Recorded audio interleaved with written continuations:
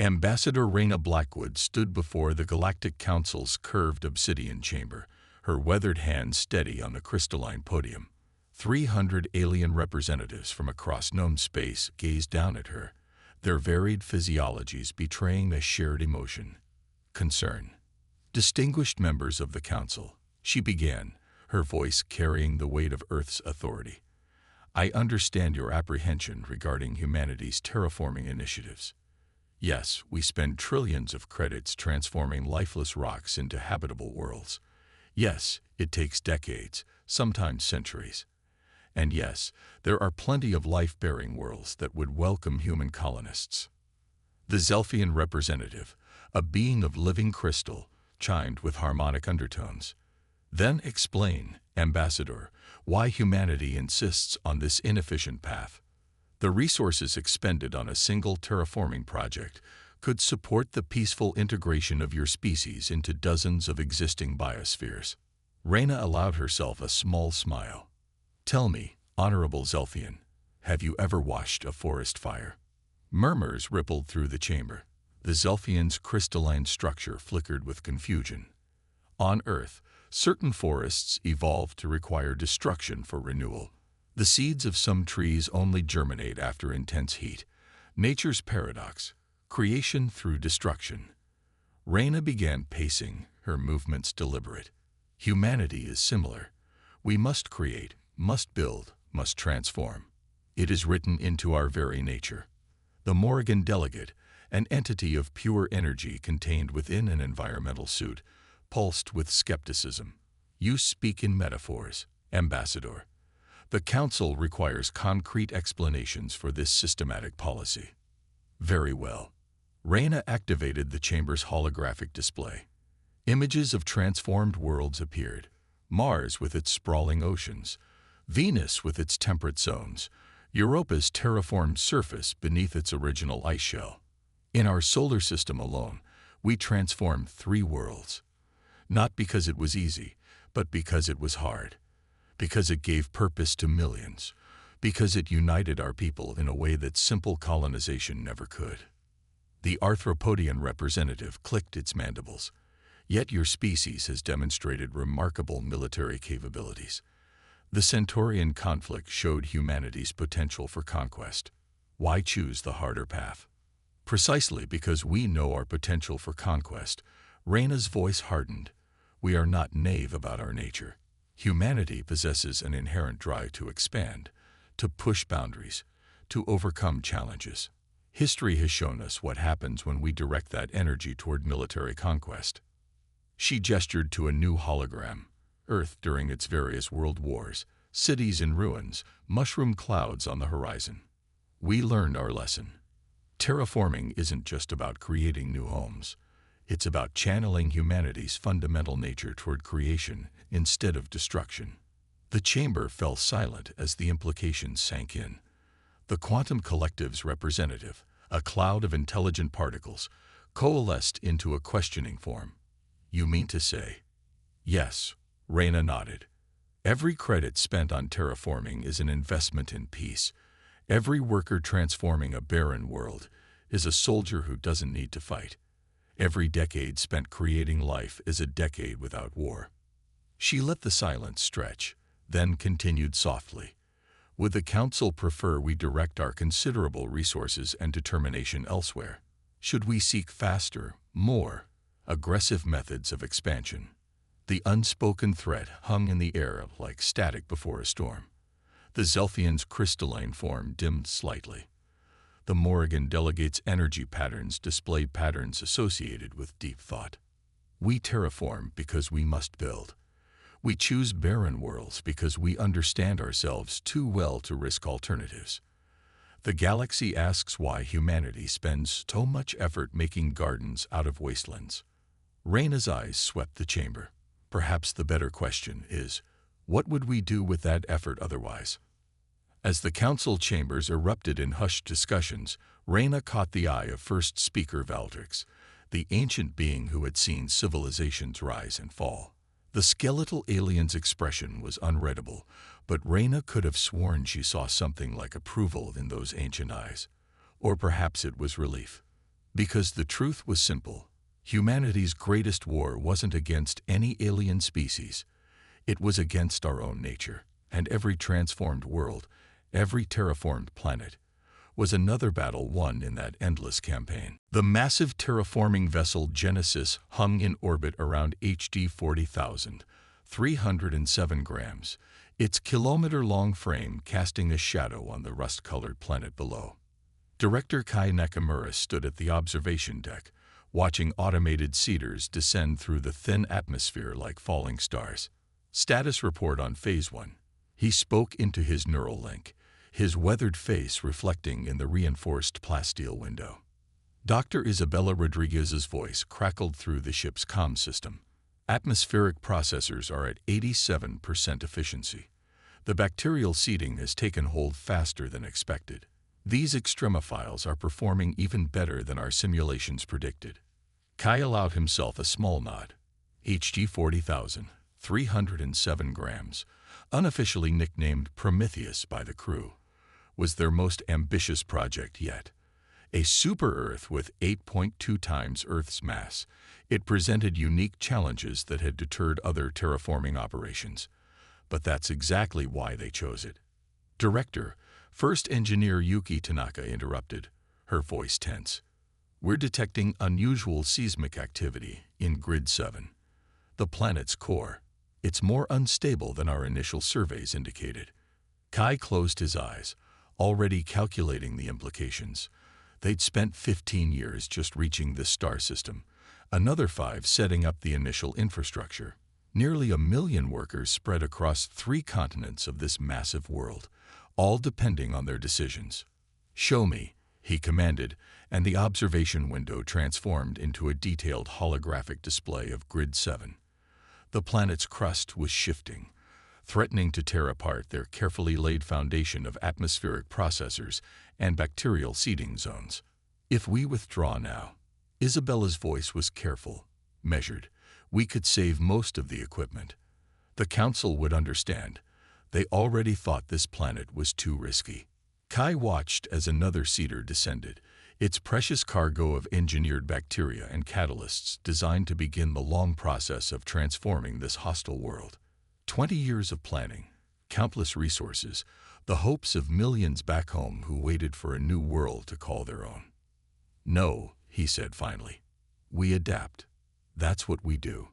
Yuki, redirect the orbital stabilizers from grids 3 and 4. Isabella, modify the bacterial strains for higher pressure tolerance. We're not just fighting against this planet's nature. We're teaching it a new dance. The next 3 months were a blur of endless adjustments, emergency responses, and sleepless nights. The seismic activity grew worse before it got better, but they held on.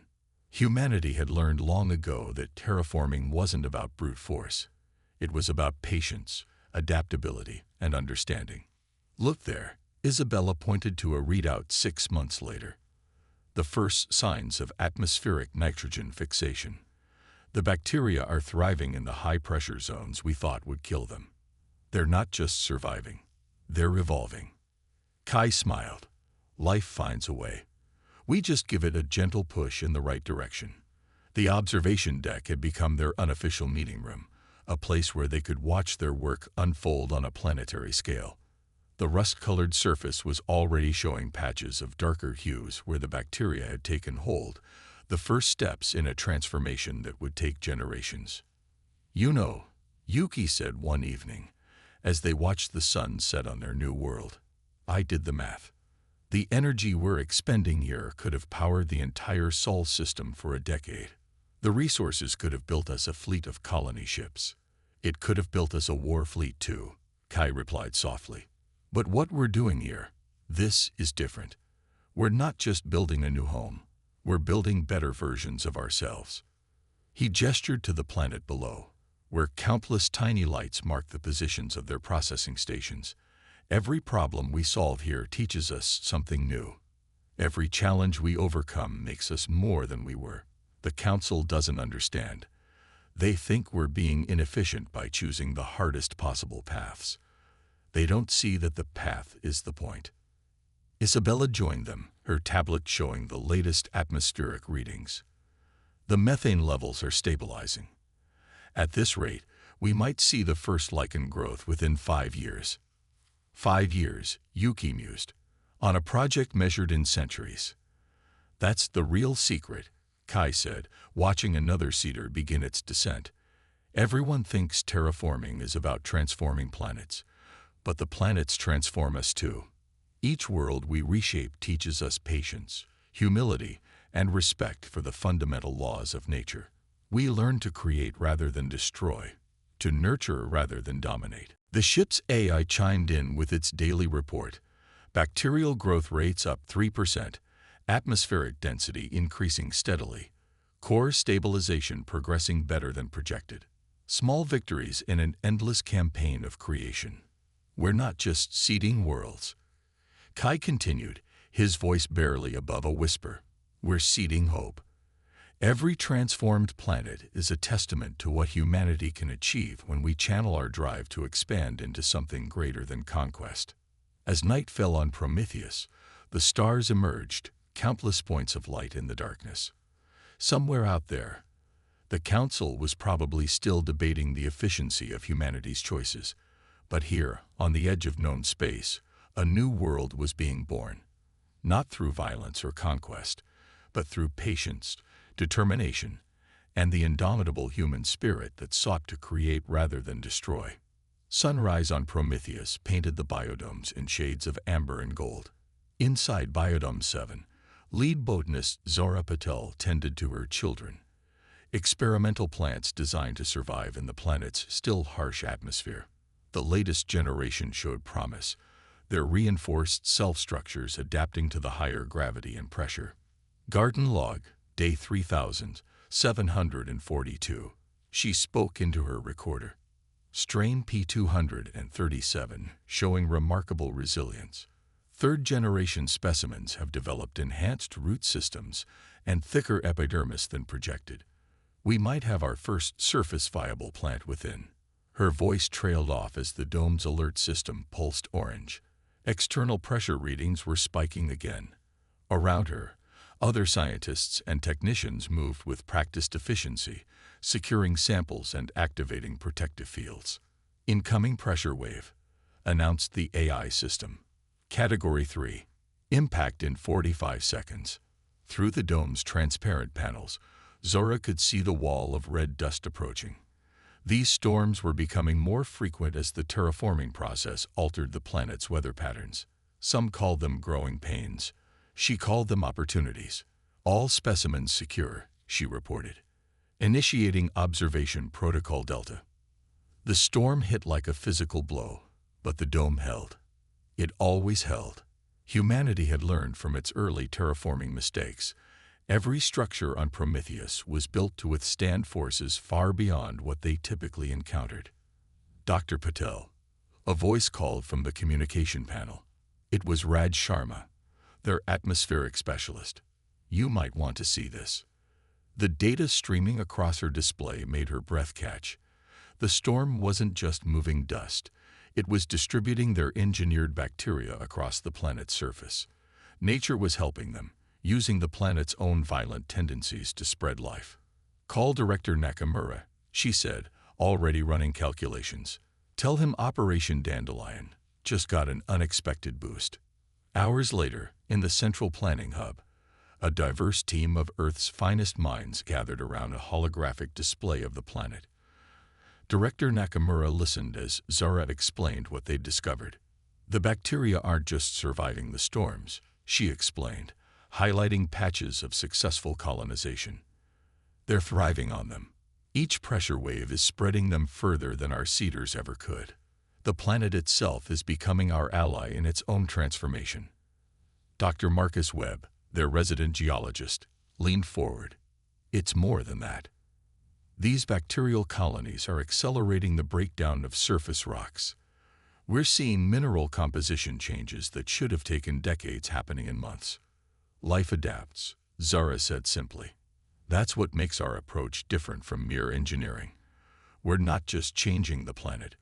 We're allowing it to participate in its own evolution. The meeting continued late into the night, But Zara's mind was already racing ahead. Back in her private lab, she reviewed data from the past 5 years. Each failure, each unexpected success, told part of a larger story. Her personal log entry that night was brief. Perhaps this is why we terraform. Not just to create new homes, but to remind ourselves of fundamental truths. Life doesn't conquer, it adapts. It doesn't dominate, it cooperates. Every world we transform teaches us this lesson anew. The next morning brought another surprise. In one of the test plots exposed to yesterday's storm, a P-237 seedling had taken root directly in the planetary soil.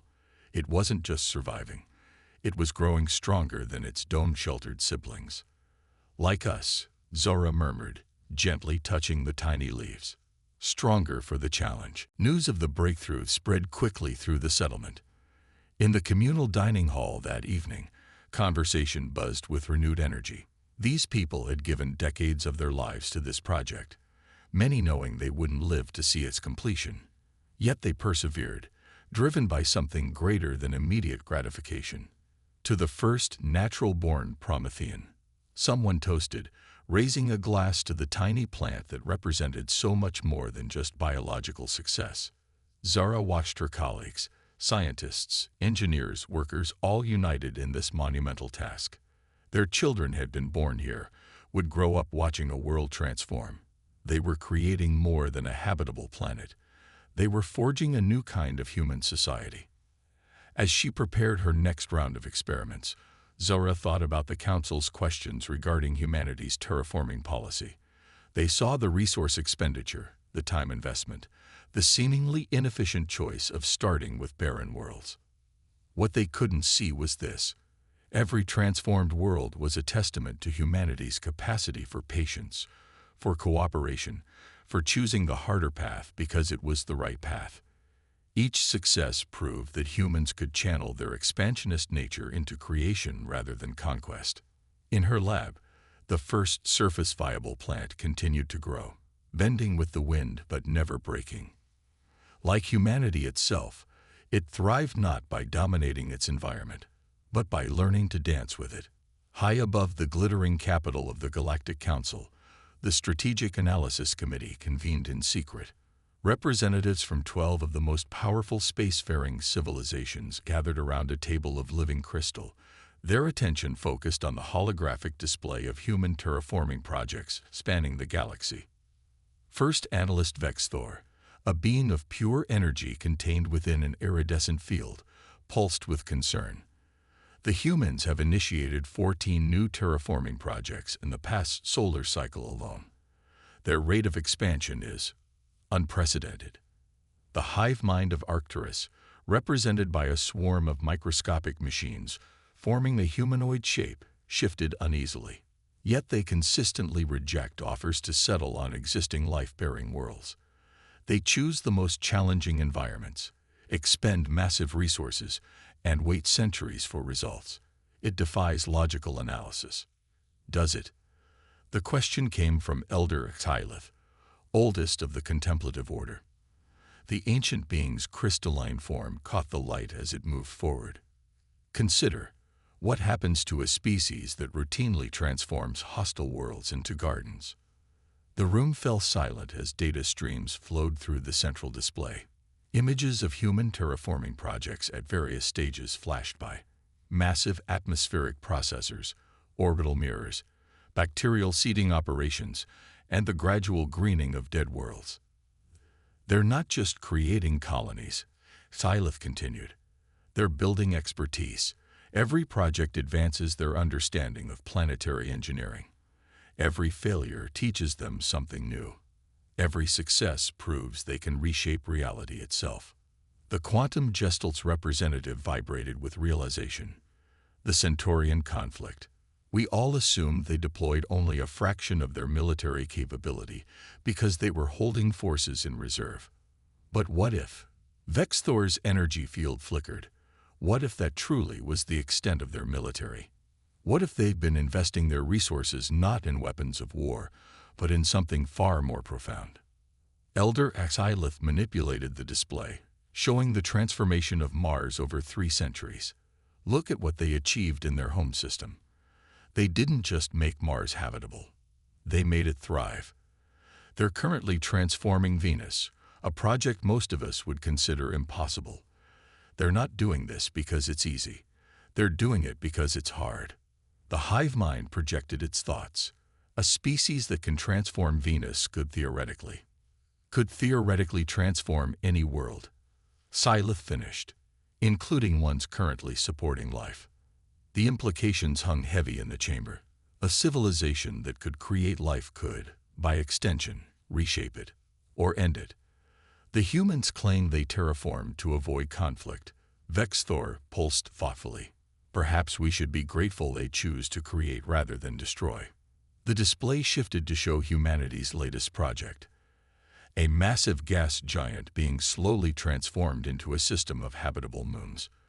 The scale of the engineering involved was staggering. Their ambassador Blackwood told us they terraformed to channel their expansionist nature. Elder Attilith mused. But I wonder if there's more. Every world they transform becomes not just a colony, but a testament to their capabilities. They're not building an empire of conquered worlds. They're building an empire of created ones. The Arcturian hive mind shifted its form pensively, and in doing so, they demonstrate power far more convincingly than any fleet of warships could. Precisely, Scythe agreed. When you can turn hell into heaven, you don't need to threaten anyone. The proof of your power is visible from orbit, growing stronger with every passing year. The committee spent hours analyzing data, projecting scenarios, considering implications. In the end, their recommendation to the full council was unanimous. Continue supporting humanity's terraforming initiatives. Encourage them, even, because a humanity focused on creating new worlds was infinitely preferable to one that might decide to remake existing ones. As the meeting concluded, Elder Kylith lingered, watching the holographic display cycle through images of transformed worlds. Clever humans, the ancient being whispered. They found a way to expand without conquering, to demonstrate power without violence, to achieve supremacy without ever firing a shot, and we're thanking them for it. The display settled on an image of Earth, humanity's homeworld, a planet they had nearly destroyed, then saved, then exceeded, a testament to their greatest truth, that creation was more powerful than destruction, that transformation was more effective than conquest, and that the most profound victories were measured not in territories taken, but in worlds born anew. The observation deck of humanity's first embassy to the Galactic Council was empty save for 2 figures, Ambassador Raina Blackwood and First Speaker Valdrix. They stood before a window that spanned the height of the chamber, watching the eternal dance of ships coming and going from the Council's orbital hub. You knew, Valdrix said, his ancient voice carrying millennia of wisdom. You knew what the Strategic Analysis Committee would conclude. Raina smiled, the expression gentle but carrying depths of meaning. We counted on it. Humanity's history is written in blood and fire. First Speaker, we learned our lessons the hard way. The display before them shifted to show real-time updates from various terraforming projects. On Prometheus, the first forests were taking root. On Venus, the atmosphere was finally approaching breathable levels. Around a distant gas giant, a network of habitable moons was forming. When we first achieved faster-than-light travel, Raina continued, our military leaders presented plans for rapid expansion. They showed us how easily we could take resource-rich worlds, how our technological edge could guarantee victory. It would have been faster, cheaper, more efficient. Yet you chose another path, Valdrix observed. We chose to remember who we are, Raina corrected. Humans aren't conquerors by nature. We're builders, creators. We don't thrive on taking things. We thrive on making things. Our greatest achievements have never been our weapons, but our capacity to transform. A notification flashed. Another terraforming project had just begun in a distant system. Thousands of workers, decades of effort, immeasurable resources, all dedicated to creating life where none existed. The Council thinks we terraform because we're afraid of our capacity for violence, Reyna said softly. The truth is, we terraform because it's who we are. Every barren world we transform is a canvas for human creativity. Every successful project a testament to human determination. Veldrix's ancient eyes studied her. Yet you allowed us to believe the military implications. Because peace is maintained through understanding. She nodded. The Council needed to believe we chose terraforming as an alternative to conquest. The truth, that we choose it because it fulfills our deepest nature, might have been harder to accept. Another notification. On a distant world, the first native-born generation was graduating from their terraforming academy. Children who had never known Earth, raised to see the creation of worlds as their birthright. We're not contained, Reyna explained. We're not suppressing our nature. We're expressing it in its purest form. Every terraformed world is a poem written in atmosphere and ocean. Every transformed planet a symphony of human potential. Veldrix moved closer to the window. And the military capabilities you demonstrated in the Centaurian conflict were exactly what they appeared to be. Reyna smiled. We maintain a defensive fleet because we must, but our true power lies in creation, not destruction. The Council fears what we could do if we turned our terraforming capabilities to warfare.